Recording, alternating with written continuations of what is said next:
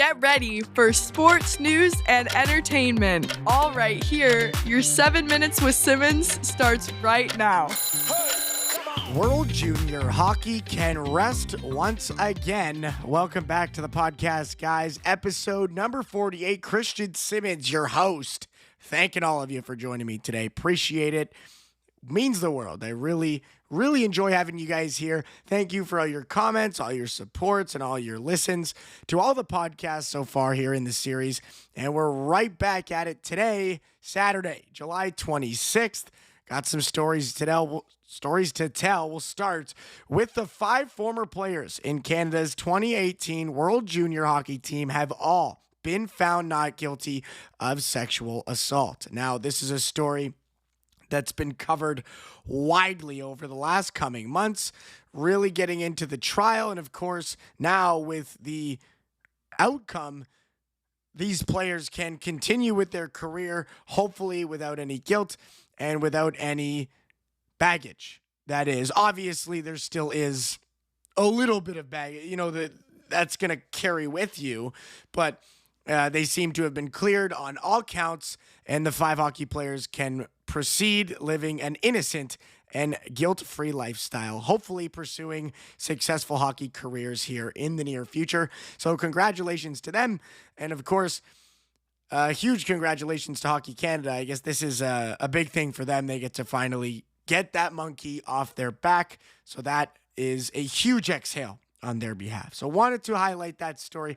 Another one, got to tell this one. I was in a car accident yesterday, and oh my God, man. I'm still shaking about it today. Like, that's terrifying. I hate it. I hate the feeling. I hate it so much. Like, just feeling the anxiety and just all the adrenaline coursing through your veins right after. You feel like you're on pins and needles for hours after the event. Like, I can still feel it. Just really uncomfortable. Be safe out there, guys. Drive safe. Pay attention to the roads. You never know. You take your life in your hands every time you start that vehicle. These cars, man, they're big and they're fast and they're heavy and they're dangerous. You never know. Don't take it for granted, and make sure you're driving safely out there for sure.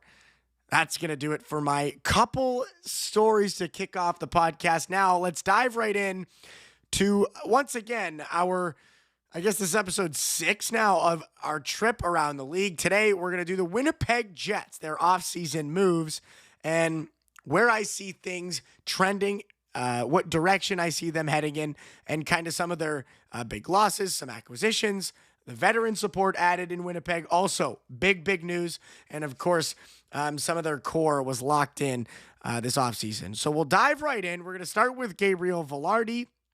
Re-signing, locked in for the long term. On July 18th, that's a 6-year deal, $45 million, cementing him as a core piece anchoring the top line. So that's big-time news for the Winnipeg Jets. Vilardi was somebody they wanted to bring back, and they did that for a very affordable price, a big-time contract, and both sides very happy that that deal was made. And obviously, we'll see how things play out there. And potentially, to complement that, you got the veteran support coming in. Winnipeg bringing in Jonathan Toews on that 1-year deal, as well as Gustav Nyquist for some added depth.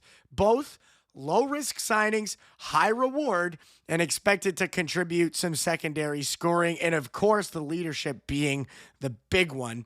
This team, young, talented, looking to make some deeper runs into the playoffs, and I think these two guys will really help them do that. Also, up front, some depth forward acquisitions.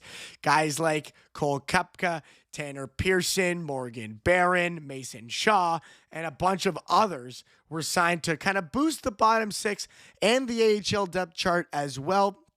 So we'll see how some of those guys slide into the roster, slide out of the roster, and what the kind of dynamic looks like in Winnipeg with some of these guys, especially some of these role players, obviously important. I mean, you got the top-end talent, you got your depth, you got your leadership, but you got to have some of these younger guys that are not just anchoring the bottom 6 of your NHL roster, but the AHL roster for some of those guys on their way up, in the rankings, potentially making that jump from the A up to the show at some point. So that's important for Winnipeg and a big part of, what they're looking to bring in the future. Now, in the past, some big members of this team have moved on. Nikolai Ehlers gone to Carolina. That's a big loss. Brandon Tanev gone. Mason Appleton gone. Dylan Coghlan and Simon Lundmark, among others, all gone. So a big, change, a shakeup here for the Winnipeg team. We'll see what they look like next season. Kind of concerning in some ways. I mean, what do you think they can bring to the table? Let me know in the comments section below. Do you think these departures will heavily impact the Winnipeg Jets roster? And do you think the players that they've brought in, do you think they fill the gaps? So that's definitely an interesting storyline to keep an eye on. Also, rumored possibly some guy, I don't know if you've heard of him, former captain Jacob Trouba reportedly considering a return, adding intrigue to Winnipeg's potential defensive upgrades. Now, that's a big one.